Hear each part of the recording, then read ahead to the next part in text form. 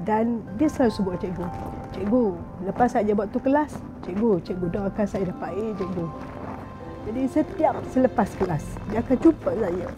"Okey cikgu, doakan saya dapat A." So saya aminkan. Nama saya Abdul Aziz bin Abdul Aziz. Saya daripada SMK Tanjung Cat, Kota Baru, Kelantan. Saya merupakan salah seorang murid yang menyertai program pecutan impian SPM 2024 di bawah program Anak Kita. Di bawah program Anak Kita, cikgu saya memberi saya latihan format sebenar SPM. Dia akan bincangkan soalan yang saya selalu salah. Cikgu saya beri saya penerangan tentang soalan yang saya tidak dapat jawab sehingga saya faham soalan tersebut. Nama saya Nur Aklila Atisha binti Muhammad Nasir. Saya merupakan salah seorang murid yang terlibat dalam program pecutan akhir SPM 2024. Saya telah dilatih untuk menjawab soalan trial negeri-negeri lain sebelum menjawab soalan SPM yang sebenar. Jadi saya lebih faham mengenai format soalan yang akan ditanya pada SPM nanti. Masa peperiksaan percubaan, pada masa itu saya mendapat grade G dalam mata pelajaran matematik yang merupakan subjek yang saya paling lemah. Tapi pada waktu itu, guru saya, Puan Hajah Suliza binti Yusof, memberi kata-kata kepada saya bahawa usaha yang luar biasa, hasil yang luar biasa.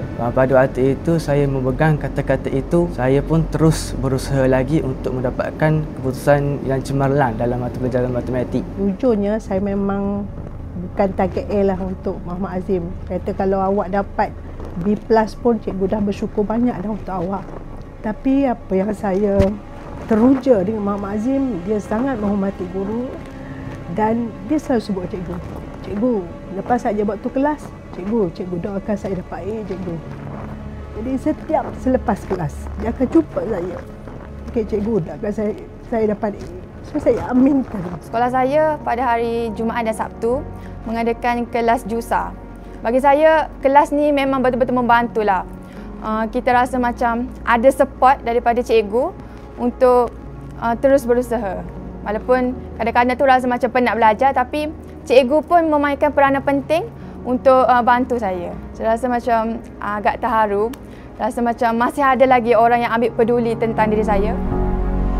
Kejayaan anak murid adalah sesuatu yang sangat membanggakan kita. Dengan sokongan ibu bapa, dengan sokongan komuniti dan program anak kita tadi, murid kita yang biasa-biasa akhirnya berjaya dan sangat cemerlang. Perubahan kepada anak murid yang diajar dari segi sikap dan keputusan peperiksaan itu amat bermakna bagi saya.